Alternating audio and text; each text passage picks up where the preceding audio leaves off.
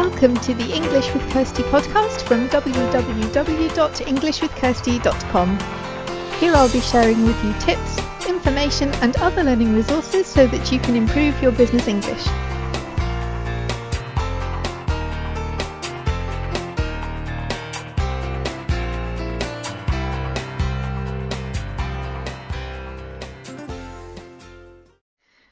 Hi everyone and welcome to the English with Kirsty podcast, and it is so hot in my office today. We had snow about a month ago in the UK and today we have 27 degrees as I'm recording this, and it's really hot. So you may hear a bit of noise from outside. I can't bring myself to close the windows and I just hope that it's not too much and you don't hear dogs barking and children playing and cars going by. So there's that. But I wanted the podcast to go out today, so I'm just going to do it today with the window open, because today we're going to do part 9 of the 10-part Improve Your English in 2018 challenge. So the first 8 parts are already up. You can either find them where you get your podcasts, or you can go to my site to find them.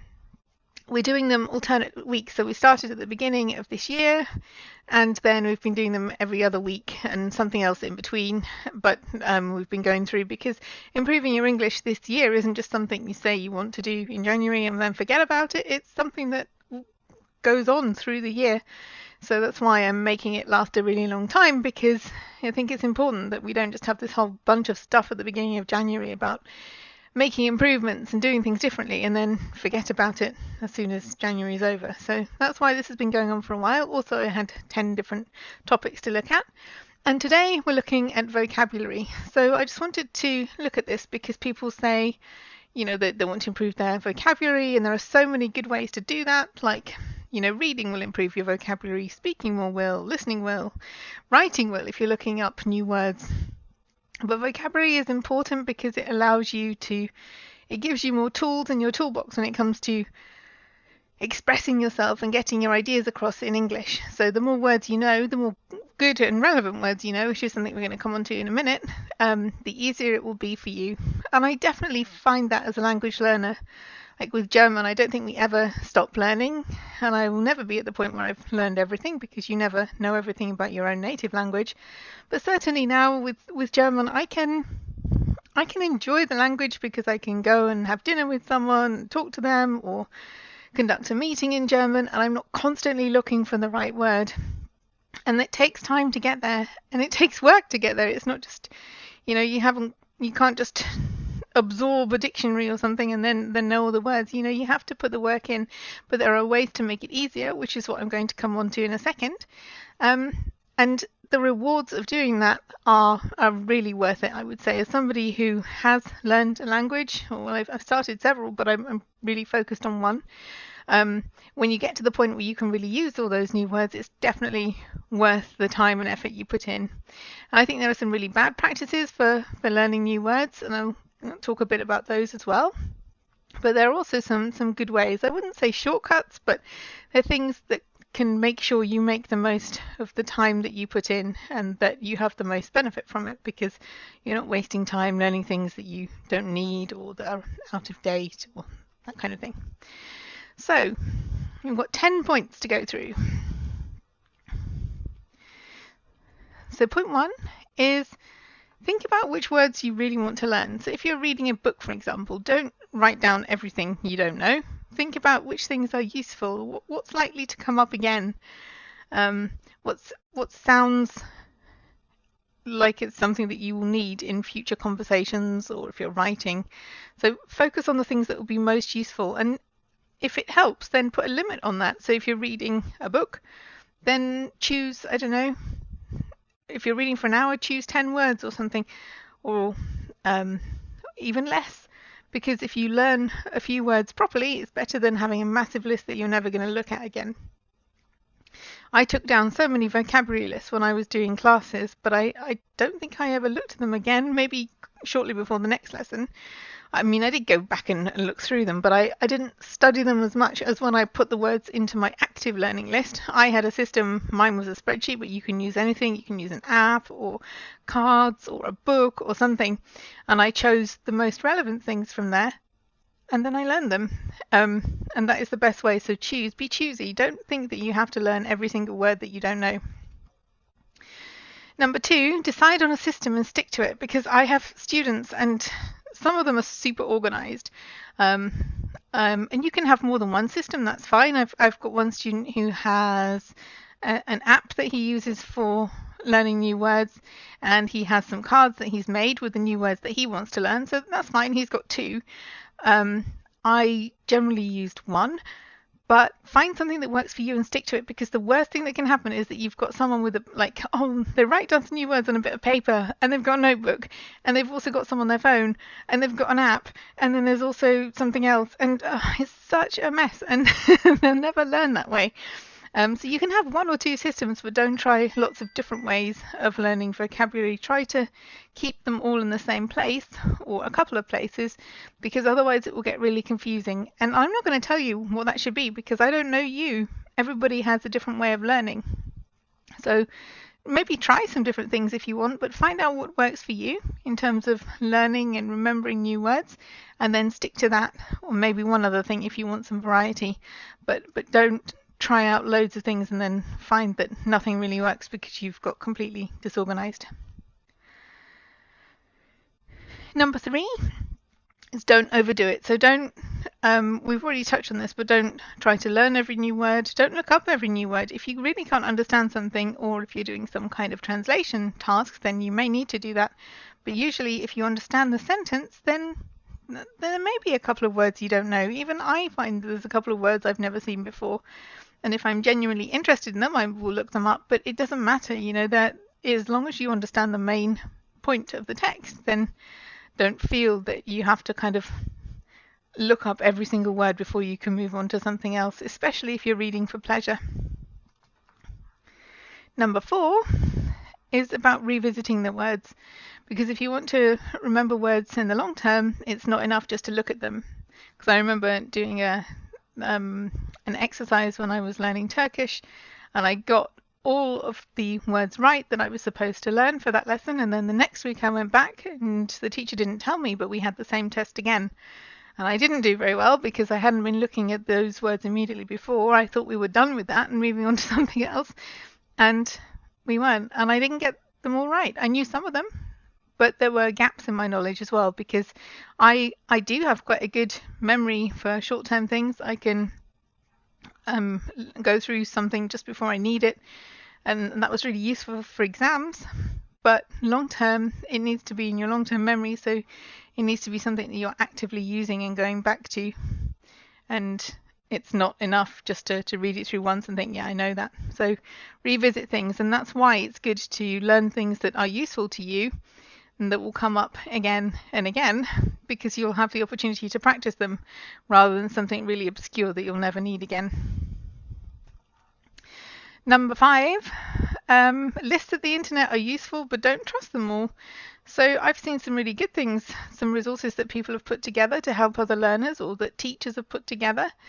But at the same time, I've seen some really bad lists with inaccurate translations, for example, sentences with mistakes in, badly pronounced words, all kinds of things that aren't correct.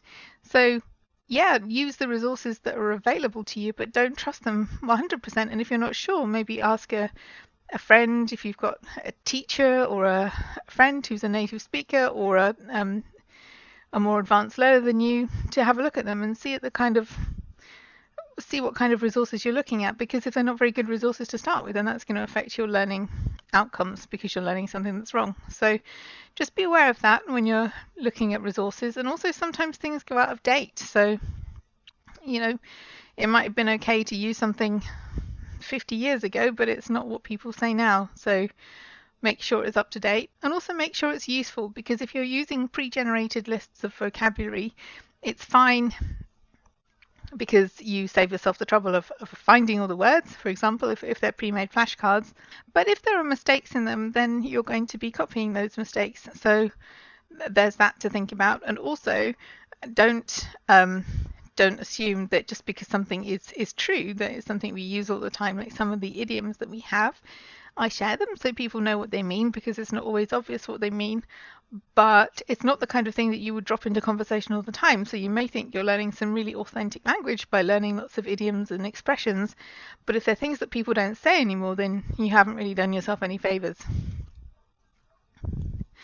Number 6, if you know that your vocabulary is lacking in a certain area, then try to find words that practice those things. Like if you need English for work, for example, and it's the financial terms that you find difficult, or a specific topic within your own work, then try to find articles about that, try to find people who are talking about that, go where they are online, and then look specifically to fill the gaps that you know you have. Number 7, I did mention this before, but make sure that what you're learning is actually up to date, because we change the way we do things. Some words, like if I think about some of the words that we used in the 90s, for example, we don't use them now because they're a bit outdated. Some words are obviously never going to change, like usually nouns don't change that much because a thing is a thing, but for adjectives, when you're describing something, if you think something's really good or really terrible, then there are different ways of saying that, and that sometimes changes and words go in and out of fashion. So keep an eye on that, and if you pick up a really old book, for example, then chances are some of the things in that book will be a bit out of date.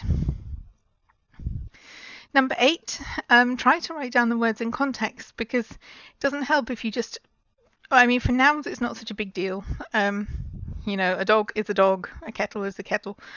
But if you're using verbs, if you need prepositions to go with the verbs, it's good to write down the sentence where you saw this word to remind you how to use it, because sometimes the smallest words can trip people up. So they may know lots of difficult vocabulary, but if they get the prepositions wrong because they didn't learn the verb and the preposition together, then it can be these little words that trip you up. So when you're writing out words, then maybe you write down an example sentence as well, so that you can remind yourself how it was used and what it's used for. Number 9, if you're looking up words in the dictionary, in a bilingual dictionary, the word that you need isn't always the first one. So there are often several options for when you're translating a word, and the first one that you see is sometimes the most common, but it's not always the one you need for the situation that you need. So sometimes it helps to use an English, like a single language dictionary, because then you get the definitions as well. But some of the good dictionaries online, they have example sentences as well, so you can make sure that the one that you're choosing is the one that's most relevant for the type of sentence that you have. So if you're looking a word up in a bilingual dictionary, don't just take the first option that it gives you, because that's not necessarily the right one, because sometimes there's several translations for one word, and the one that you're looking for may not be the one that's at the top. And the last one is just try to use what you've learned, try to build them into conversations, and that will be easier if you make good choices in the beginning, things that are going to be useful to you, but try to bring them into your everyday conversations or into your writing, or try and practice the things that you're learning, because that will help you to remember them, and that will help them to go into your long-term memory. So those are my 10 tips of vocabulary, and so my task, if you want a task for today, is to think about, first of all, what method are you going to choose for vocabulary learning, what works for you, how are you going to keep track of the new words that you want to learn, how are you going to record them, and how are you going to test yourself to see if you really have learned them, and also where can you use them. So for example, we've looked at speaking and we've looked at writing, so particularly with those two activities, how can you find ways to make sure that you have opportunities to practice the new words that you've learned when you're trying to improve your vocabulary? So think about those questions. If you want to tell me what your answers are, then you can do that. You can send me a message on my website, or you can send an email to kirsty@englishwithkirsty.com. Kirsty is Kirsty. You can also send it to podcast@englishwithkirsty.com, but either way, you still have to spell my name right in englishwithkirsty.com. So I hope that's helpful. Have a good week and have fun learning English.